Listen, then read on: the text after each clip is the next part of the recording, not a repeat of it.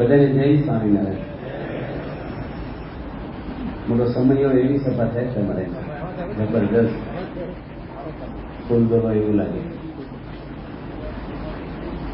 અમને આપણે બધાએ પ્રસંગો જાણ્યા કે સેવા જેની જેની કરી છે ને કેટલી શાંતિ ને આનંદ છે, અને એને એવું નથી કે મારો સમય બગડ્યો, સંતોષ થયો છે જીવનને. કારણ કે આપણી સંપ્રદાયની અંદર મહારાજે 2 પાંખો લખી છે, આજ્ઞા અને ઉપાસના અક્ષરધામમાં જવા માટે. એમાં આજ્ઞાઓ છે એ આપણે આપણી સેવા આજ્ઞા પ્રમાણે કરવાની છે, કારણ કે સેવા મળવી ને એ બહુ દુર્લભ છે. શ્રીજી મહારાજે પ્રથમના 8ના વચનામાં લખ્યું છે કે ભગવાનને ભગવાનની સંતની સેવામાં જો ઇન્દ્રિયો મનને જોડી દે તો અંતઃકરણ શુદ્ધ થઈ જાય. એવું નથી કે જાત્રા કરે, તપ કરે, બહુ જ્ઞાન હોય તો શુદ્ધ થાય. સેવા અને આપણી આખી પરંપરાએ બહુ જ સેવા કરી છે, બહુ વર્ષ જીવનચરિત્રો બધા આપણે વાંચી છીએ. યોગી બાપાનું જીવન તો 40 વર્ષ એક ધારી સેવાઓ જ કરી છે. આપણે અત્યારે સેવાનું ધીરે ધીરે શું છે કરે છે, પણ બહુ એટલું બધું નથી રહેતું. હવે પગારદાર માણસો આપણે મંદિરમાં મોટો સમૂહ એટલે રાખી છીએ, એટલે થોડું બધું છે વાળતા છોડતા બધું. ઉપેન્દ્રાનંદ બ્રહ્મચારીને તો વાસનાના ઘાટ થતાં પણ સ્વામી લીપણ કરાવી અને નિવાસ નથી ખાલી લીપણ, કોઈ શાસ્ત્રમાં ન આવે આવું. લોકો તપ કરી કરી મરી ગયા ને તો ઘાટ ભેગી થતું. કેટલું બધું સાધનાઓ કરી હોય છે. મોટા પુરુષની આજ્ઞાથી સેવા આપણે નાની ઉંમરે સેવા થાય, પછી અમુક ઉંમર થાય ને પછી સેવા કરી હોય તો ન થાય. આપણે કરી હોય તો કરવાય ન દે. પછી આપણે શતાબ્દીમાં ના પડતા અમુક ઉંમરવાળા ના બોલી. એટલે આપણે છે ને જ્યાં સેવા મળે, અત્યારે ભગવાનની જ્યાંથી મંદિરો બહુ જગ્યાએ થઈ ગયા છે, જેટલી આપણે સેવા કરી. મહારાજે લખ્યું ને મધ્યના 35માં કે ઊંકા ખાસરને સેવા કરવાનું વ્યસન પડ્યું. વ્યસન એવું જેને ભગવાનને ભગવાનના ભક્તની સેવા કરવાનું વ્યસન પડે ને વાસના માત્ર પડી, કોઈ સાધના બીજી બતાવી નથી. આપણે સંપ્રદાયમાં ભગતજી મહારાજ બેઠા છીએ એ કઈ યાત્રા કરી નથી, કોઈ ટૂર મારી નથી, કોઈ પુસ્તક લખ્યા નથી, કોઈ મોટી પારાયણો કરી નથી, કોઈ યજ્ઞ કે દાન પૂરી એમને કઈ હતું દાન પૂરી કશું કાંઈ જોવો તો એક જ કર્યું, ગુણેસ્વામી કેમ કર્યું બસ. અને આજે 65 દેશોની અંદર એને યાદ કરે છે, પૂજાઓ કરે છે. માણસ મરી જાય ને ઘરમાં કોઈ ધામમાં જાય ને 12મું પતે ને ફોટો લટકાવી દે દિવાલે પાણી પડો. પછી જો પડી જાય પ્રેમ તૂટે ને તો ફરી મટાવટ બની કર્યું, ભૂલી જાય આપણને. ભગતજી મહારાજ, યોગી બાપા, પ્રમુખ સ્વામી જેમ જેમ સમય જાય, હું ત્યાં ગયો તો બરોડા ગોરવા વિસ્તારમાં પારાયણ કરવા. ગોરવા વિસ્તારમાં ગણપતિ મહોત્સવ ચાલુ હતો એ વખતે. બાજુમાંથી આવ્યા બધા ભાઈઓ બેઠા, મને કે અમારા ગણપતિ ઉત્સવમાં દર્શન કરવા આવો, નજીક જ છે. મેં ના પાડી કે અમારા પારાયણનો ટાઈમ થઈ ગયો, ત્યાં બહેનો હોય બધું તમારી મર્યાદા. એટલે આપણા કાર્યકર ભાઈઓ કે સ્વામી હજી વહેલું છે ને બહુ નહીં હોય કે તેની ભેગા આવો ને એનો ભાવ છે. તેની ગયા તો આવા 5 સ્ટેજ સમાઈ જાય ને એટલો મોટો હોલ, 800 માણસ ભેગા હોય અને માર્ગી બાંધેલી અને પ્રમુખ સ્વામીની મૂર્તિ પધરાવેલી. ફોટો નહીં, ગણપતિની મૂર્તિ હોય ને અવળી મૂર્તિ, અને 10 સંતોની મૂર્તિ એક મૂર્તિ. એ બધા સંતો પ્રમુખ સ્વામીને પ્રદક્ષિણા કરે એ બધું એવું બધું મૂર્તિ. અને 2.5x5 12 કોચ લગાવ્યા હતા ફરતા દિવાલ પ્રમુખ સ્વામીના. એટલે મેં પૂછ્યું તમે બધા સ્વામિનારાયણ સત્સંગી છો? ત્યારે કે ના ના. મેં પ્રમુખ સ્વામી મૂર્તિ પધરાવી કે એવું તમે તો એના સાધન આવું કેમ પૂછો? આ સ્વામી તો એવી સેવા કરી છે ને કે એના તો મંદિર ધરારામ બાપા જેમ સાચી છે, હનુમાનજી છે. લોકો બહારના લોકો અને બધા સુખી માણસો હતા, બગલાવાળા સારા બધા પટેલ. એટલો બધો મહિમા. એટલે મોટા પુરુષને એનું જીવન આખું સદગુણથી ભરેલું છે, સેવામાં. એક જીકે સ્વામી થઈ ગયા 1951માં આવેલા આફ્રિકાથી અહીંયા. એનું નામ મૂળ ગોરધનભાઈ ભાદરણના હતા. યોગી બાપા એને ત્યાં મોકલ્યા રાજસ્થાન ખાંડમાં, આપણે પથ્થર કાઢે ને મકરાણા, અને ત્યાં સેવા કરો. પછી ગઢડા મંદિર બોચાસર મંદિરમાં કાયમ માટે થાળ ભેટમાં બેસતા એ ભેગા કાકા એની છેલ્લી ઉંમરે છે ત્યારે પ્રમુખ સ્વામી રોજ એની રૂમમાં બેસવા જાય, એવું સદન આવે ગુરુ બોલીને પણ દાડા રોકાય. બાપા વીજળો નાખ્યો, માઇક્રો બે નહીં. અને મેં સ્વામી કીધું બાપા લાવો હું નાખું વાત કરું. સ્વામી કે તમે નાખવામાં મને કઈ લાભ થશે? તમને લાભ થશે, મને કરવા દો ને. સ્વામી પંખોનો આપ્યો, આજે 5 મિનિટ બે આમ માઇક્રોનો કોઈ આપ્યો, બાપા પંખોના કરી બધું. તો સ્વામી બહુ સેવાઓ કરી છે. 24 વર્ષની ઉંમરે પણ સંદાસ બાથરૂમ સાફ કરતા સારા થોડું ખટેરો ભરીને ગાડલા બાપા એકલા ખાલી કર્યા, ગોચવા કોઈ જગાડ્યા નહીં. અમુક વસ્તુ કેવી છે, આ બિલ્ડિંગ છે ને આપણું આ સભા મંડપ એનો પાયાનો દેખાય, ઇમારત દેખાય. અમુક વસ્તુ દેખાતી નથી આપણને, પણ શાસ્ત્રી મહારાજ યોગી બાપાને પ્રમુખ સ્વામી આપણી પરંપરાએ જે સેવાઓ કરી છે દુનિયામાં, એવી આ પૃથ્વી પર કોઈ કરી પણ ના છે. સમાજ એનું ઋણ ક્યારેય ના ચૂકવે એવી સેવાઓ છે બાપા.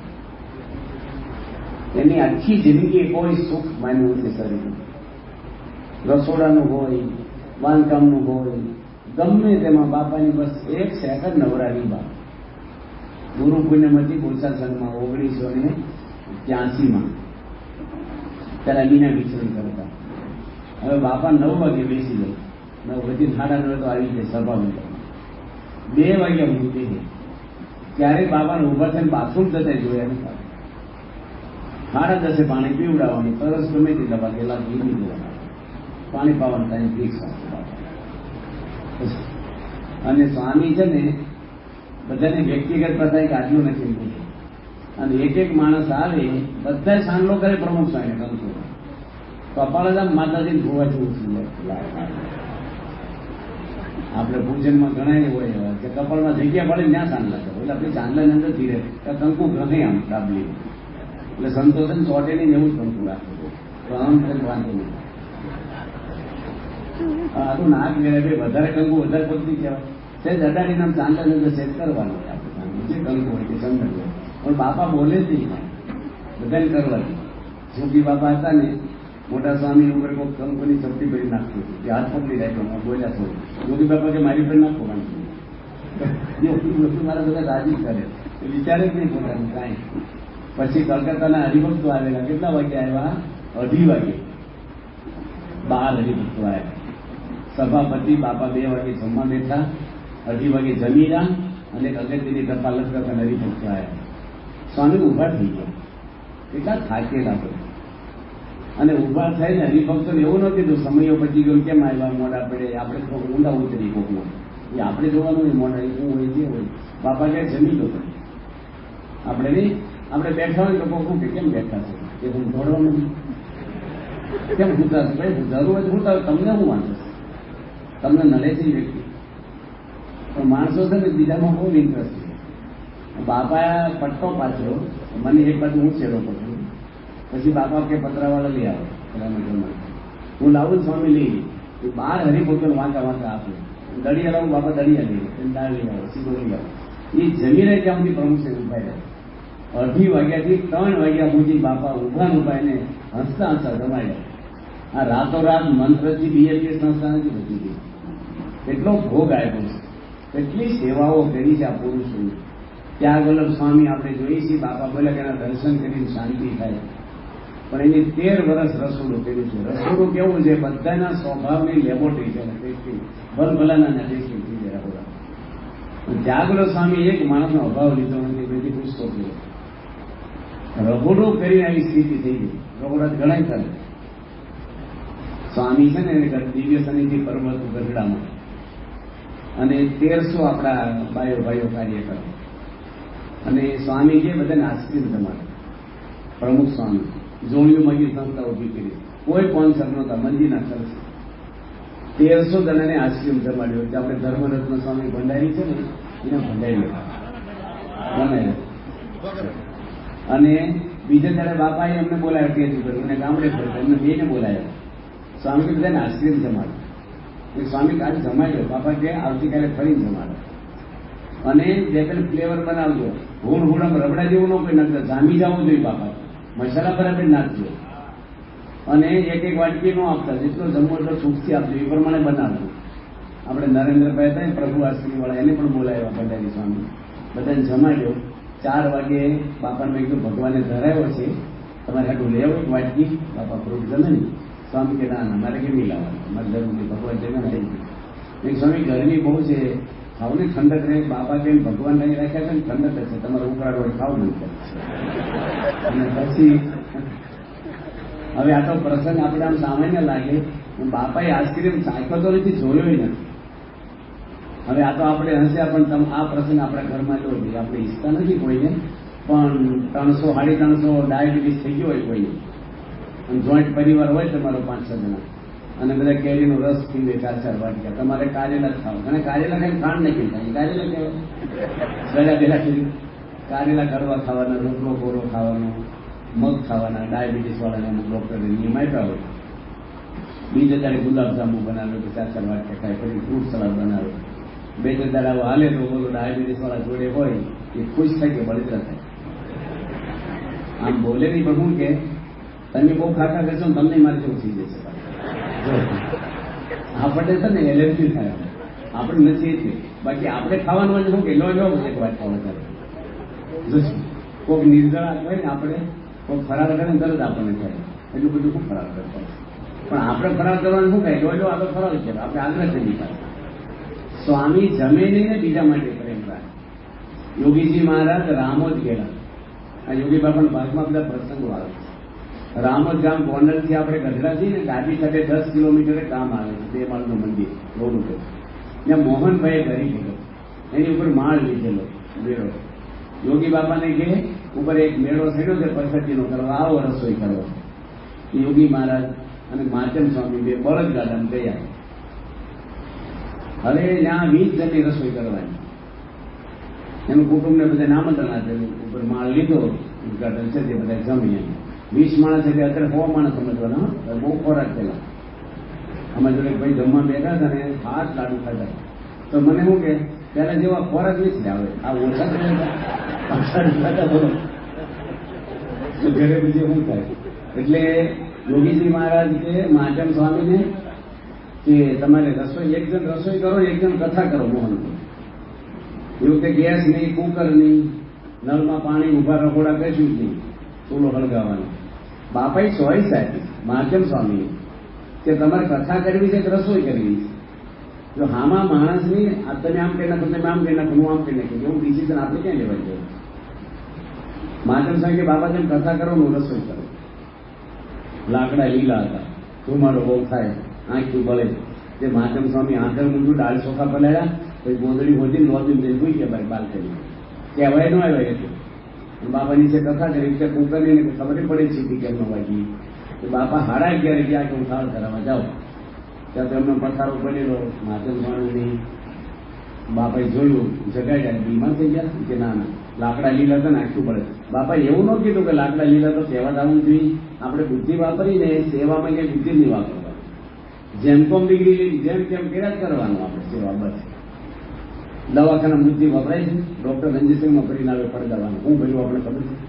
સુઈ જાઓ, માકડ મારો દવા ફરી ભેગ ઉતરેલી, વિશ્વાસ રાખો, ડોક્ટર સારું જ કરે. હવે આ બાજુ હું છું, યોગી મારા રસોઈ કરવા માંડ્યા, કુકડીઓ ભેગું રાખતા. અને 12:30 વાગ્યો ને એટલે મોહનભાઈ ઉપર આવ્યા દાદરો છે. અરે બાપા તમે કેમ રસોઈ કરો છો? માચમ સ્વામી ક્યાં ગયા? યોગી મહારાજની ભાવનાઓ જો. બાપા કે માચમ સ્વામી બહુ દયાળુ છે, મને કેટલાય ટાઈમથી સંકલ્પ હતો મારા હાથનો થાળ ભગવાન ક્યારે જમે, આજે મને લાભ મળી ગયો સેવાનો. આ યોગી મહારાજ. હવે તમે તાળીઓ પાડી, આ પ્રસંગ તમારા ઘરમાં લો. છોકરાના પત્ની એને હાહુને કહે કે આજ મને થોડું માથું દુખે છે, તમે સારી રીતે ઉભી જાવ, તમે રસોઈ કરી નાખી. કોઈ નાનો પડે હાહુ રસોઈ કરતા હોય અને બાજુ ઘરના ડોસીમાંની વેઈ પડી બેહવા આવે. એમ ઘરે કારણ છોકરો એવો રાંધ્યો હોય નવરાવે, આની જોડે બેહવા આવે. આજે હું પૂછે એટલે માજી તમે કેમ રસોઈ કરો છો? તમે છોકરાને એવું ક્યાં ગઈ? ભાઈ આના ઘરમાં કોણ રસોઈ કરી તમારે ડિસિઝન કરવાનું છે. ક્યાં ક્યાં હું ઓડિટ કરવા આવું.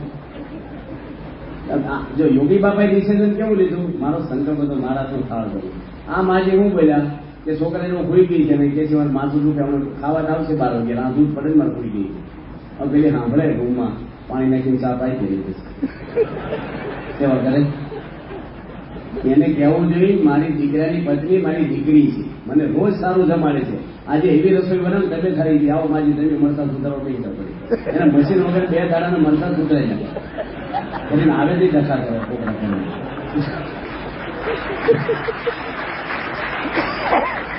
દરેક સોસાયટીમાં એક મંત્રાબેન હોય જ છે અંતે રાખવા કોકના ઘરમાં હર તમે આમ કરો ને આ એ આપણે કઈ બીજું કરવાની છે કોણ શું કરે પણ યોગીજી મહારાજની ભાવનાઓ બધી સેવાની બહુ જ. ગોકુળના ખાતવિધિ બાદ 12 ડિસેમ્બરની સાંજે સારંગપુર પધારેલા સ્વામીશ્રીના સાનિધ્યમાં સંતોએ સહજાનંદ સંસ્કૃત સંસદ અંતર્ગત પ્રવચન સ્ત્રોતોનું ગાન કથન કર્યું. તેમાં છેલ્લે સ્વામીશ્રી આશીર્વાદ આપતા વિનંતી થઈ ત્યારે તેઓએ અહમ સંસ્કૃતમ ન જાનામી એમ શરૂઆત કરી સૌને આનંદ પમાડ્યો. તે પછી મુદ્દાની વાત જણાવતા સ્વામીશ્રીએ કહ્યું, અક્ષર પુરુષોત્તમનો સિદ્ધાંત શાસ્ત્ર પ્રમાણે પ્રતિપાદિત કરે એવા પંડિત થાવ. અત્યારે તો આપણે લાકડાની તલવારે ચાલે છે, પણ શાસ્ત્ર પ્રમાણે થવું જોઈએ. બહારના વિદ્વાનોને લાગવું જોઈએ કે આપણું તત્વજ્ઞાન રામાનુજાચાર્યથી જુદું છે. શાસ્ત્રીજી મહારાજનો સંકલ્પ છે માટે 10-12 વર્ષ તપશ્ચર્યા કરવી, હરવા ફરવા જોવાનું મૂકી દેવું, ન્યાયમાં બરાબર થવું, મહેનત સખત કરવી, 12 વર્ષ બીજું બધું ભૂલી જવું, આળસ પ્રમાદ કાઢવા, સંસ્કૃત બોલતા ચાલતા શીખી જવું. આમ સ્વામીશ્રીએ છાંડી આળસ અંગથી સુજન સદવિદ્યા ભણો સર્વદાનો આદેશ આપી દીધો. વખતો વખત તેઓએ આપેલા આવા ઉત્તેજનથી આજે સંસ્થા વિદ્વાન સંતોથી શોભી રહી છે. તારીખ 13 ડિસેમ્બરની સાંજે અક્ષરધામના શિલાન્યાસ માટે પ્રસ્થાન કરતા પૂર્વે સ્વામીશ્રી વિદાયના દર્શન કરવા મંદિર પર પધાર્યા ત્યારે અહીં હરિકૃષ્ણ મહારાજના ડાબા કાન પર મૂકેલું ગુલાબ ખર્યું. તે કર્ણફૂલ અક્ષરધામના ગર્તમાં પધરાવવા માટે મહારાજે પ્રસન્નતાની પ્રસાદી રૂપે આપ્યું છે તેમ માની સ્વામીશ્રી લઈ લીધું અને આવી પહોંચ્યા ગાંધીનગર. અહીં શિલાન્યાસની નિર્ધારિત જગ્યાનું નિરીક્ષણ કરી રામચંદ્રભાઈ બારોટના ઘેર ઠાકોરજી જમાડવા પધારેલા સ્વામીશ્રીને ભોજન પહેલા અચાનક શૌચ વિધિ માટે જવાનું થયું. તેથી વસ્ત્ર પલટો કરી તેઓ શૌચાલય પાસે પહોંચ્યા. તેનું બાણું પણ તેઓએ ખોલી દીધું. ત્યાં સ્વામીશ્રીના યજમાનને સોંપેલી એક સત્સંગીના વ્યવહારિક કામકાજની વિગત યાદ આવતા તેઓ અટકી ગયા અને શૌચ વિધિ ઠેલીને ઊભા ઊભા તેઓ 10 મિનિટ સુધી યજમાન સાથે પેલી વિગત વિશે વિમર્શ કરવા કરતા રહ્યા. જે ભક્તની તેઓ આમ ચિંતા કરી રહેલા તેને તો કદાચ જિંદગીભર ખબર નહીં પડી હોય કે સ્વામીશ્રીએ પોતાની દેહક્રિયા રોકીને તેનું આવું જતન કર્યું. જણાવ્યા વિના જાણવી લેવાની રીત તેમની. તેથી જ શૌચ સ્નાન બાદ ભોજન લેવા બિરાજેલા સ્વામીશ્રીએ યજમાનને કહ્યું, બહાર અમારી ગાડીમાં એક યુવાન બેઠો હશે, તેને ઉકાળો બનાવી આપી આવો. છેલ્લા 2 વર્ષથી સ્વામીશ્રીની ગાડી ચલાવી રહેલા યુવાન યોગેશ જગ આજે તબિયત ઠીક ન હોવાથી જમવા ન આવતા ગાડીમાં જ બેસી રહેલા. તેઓને સંભાળ લીધા પછી સ્વામીશ્રીએ પોતાના મોંમાં કોળિયો મૂક્યો. જ્યારે પેલા ગાડી ચાલક યુવાનના હાથમાં ઉકાળો પહોંચ્યો ત્યારે તે દૂધ નહીં પણ સ્વામીશ્રીનો સ્નેહ જ ગટગટાવી રહ્યો. અક્ષરધામના શિલાન્યાસ જેવી મહાન ઘટનાની ઘડીઓ ગણાઈ રહી હોય ત્યારે પણ સ્વામીશ્રી ભક્તોની સૂક્ષ્મ સંભાવના કરવામાં પણ એટલા સાવધ રહેતા. ગાંધીનગરમાં તારીખ 13 ડિસેમ્બરની રાત્રે વશરામભાઈના ઘેર ઉતરેલા સ્વામીશ્રી કંઈક વાતચીતમાં વ્યસ્ત હતા ત્યારે આવી ચડેલા હરિભક્ત તેઓની આરતી ઉતારવા લાગ્યા. પરંતુ તે વખતે સ્વામીશ્રીની બાજુમાં ઠાકોરજી કે અન્ય કોઈ પટમૂર્તિ ન હોવાથી તેઓએ વાત પડતી મૂકીને આરતી ઉતાર ભક્તને હાથ પકડી કહ્યું, ઘણા વખતથી આરતી કરો છો પણ ખબર નથી પડતી કે મહારાજની મૂર્તિ વગર આરતી ન ઉતરે. અપરાધ ભાવ સાથેની આંકડામણ વ્યક્ત કરી સ્વામીશ્રીએ મૂર્તિ મંગાવી, તેને પોતાની બાજુમાં પધરાવી. તે પછી પેલા હરિભક્તને કહ્યું, હવે આ મહારાજની આરતી ઉતારો. ભક્તિના આસન પર સદા સ્થિર સ્વામીશ્રીનો ઉત્સાહ તારીખ 14 ડિસેમ્બરની સવારે અનેરો હતો. હજારો વર્ષો સુધી સીજી સ્મૃતિ, હિન્દુ ધર્મ અને ભારતીય સંસ્કૃતિને ટકાવી રાખનારા એક વિશ્વ કક્ષાના સ્મારકના શ્રી ગણેશ કરવા તેઓ ચરણ ઉપાડી રહ્યા છે. તે હકીકતને તો તે સમયે એકમાત્ર તેઓ જ જાણતા હતા. આ સ્મારકનો નકશો બનાવનાર સોમપુરાને પણ કદાચ ખ્યાલ નહોતો કે અક્ષરધામ કેવું બનવાનું છે. પરંતુ તે માટે ઉતારેથી નીકળેલા સ્વામીશ્રી પ્રથમ સેક્ટર 22ના જ રોડ પર ઉભેલા સત્સંગ ભવનમાં પધાર્યા. અહીં શિલાન્યાસ પૂર્વેનો વેદોક્ત વિધિ સંપન્ન કરી તેઓ સત્સંગ ભવનના સિંહાસનમાં અક્ષર પુરુષોત્તમ મહારાજ પધરાવ્યા. ત્યારબાદ સ્વામીશ્રી સભામાં પધાર્યા ત્યારે તે મંડપ 10,000ની મેદનીથી ખીચોખીચ ભરાઈ ગયેલો. દેશ પરદેશથી ઉમટેલા હરિભક્તોની સંખ્યા સાથે દરેક મંદિરના કોઠારી સંત મહંતો અને ગાંધીનગરના અગ્રણી સરકારી અધિકારીઓ, પ્રધાનો અને પ્રજાજનોની ઉપસ્થિતિ પણ નોંધપાત્ર હતી. ગરિમા અને મધુરીમાં બંનેથી દેદીપ્યમાન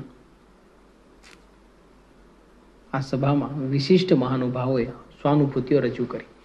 તેને અનુસરતા બરાબર 11 વાગ્યાના ટકોરે સ્વામીશ્રી ગુલાબની પુષ્પ પાંખડીઓથી આચ્છાદિત પગથિયા પર ચરણ મૂકતા મૂકતા શિલાન્યાસના ગર્તમાં પધાર્યા. ઘડિયાળના કાંટા 11:35 વાગ્યાનો સમય બતાવી રહેલા હતા ત્યારે સ્વામીશ્રીના વરદ હસ્તે કુંભ મુકાયો. તે પછી પંચરત્નના નિક્ષેપની સાથે શ્રીજી મહારાજના અસ્થિફૂલો અને અક્ષરધામ નિર્માણનો હેતુ વર્ણવતો શિલાલેખ પણ સ્થપાયો. આ ધન્ય ક્ષણને ઉપસ્થિત ભક્ત સમુદાય પ્રચંડ જયનાદ સાથે વધાવી લીધો.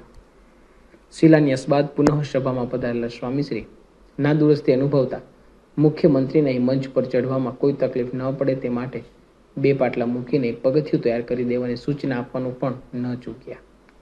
મોટા કામમાં વ્યસ્ત તેઓ નાના કામ કરવાનું કદી ન વિસરતા. આ ચીવટ સાથે સ્વામીશ્રી આજે આશીર્વાદ આપ્યા કે યોગીજી મહારાજનો સંકલ્પ ધાર્યા બહાર નીકળી જાય છે. આ મહત્વની સેવા મળી છે. ધાર્યું છે તેથી સુંદર રચના થાય તે પ્રાર્થના. આમ ગાંધીનગરનું ઘરેણું બનનાર અક્ષરધામનો આરંભ કરાવી સ્વામીશ્રી અન્ય એક દૂરગામી અસર ઉપજાવનારું કાર્ય કરવા અમદાવાદ પહોંચ્યા.